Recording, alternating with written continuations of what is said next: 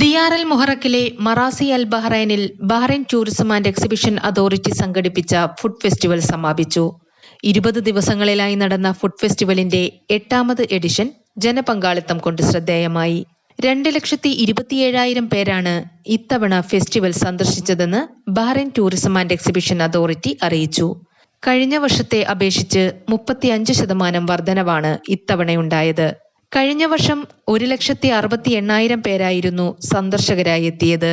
അന്താരാഷ്ട്ര തലത്തിൽ നിന്നും പ്രാദേശിക തലത്തിൽ നിന്നുമുള്ള 121 റെസ്റ്റോറന്റുകളും കഫേകളും വൈവിധ്യമാർന്ന ഇനങ്ങളുമായി ഭക്ഷ്യമേളയിൽ പങ്കെടുത്തു.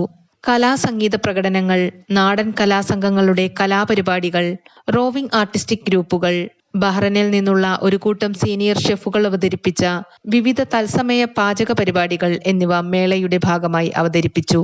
കണക്കുകൾ ഫുഡ് ഫെസ്റ്റിവലിന്റെ ജനപ്രീതിയാണ് കാണിക്കുന്നതെന്നും പ്രേക്ഷക പിന്തുണയുടെ ഭാഗമായി ഫെസ്റ്റ് 3 ദിവസം കൂടി നീട്ടേണ്ടി വന്നതായും tourism and exhibition authority CEO Sara Buhiji പറഞ്ഞു. Mathrubhumi news, Bahrain.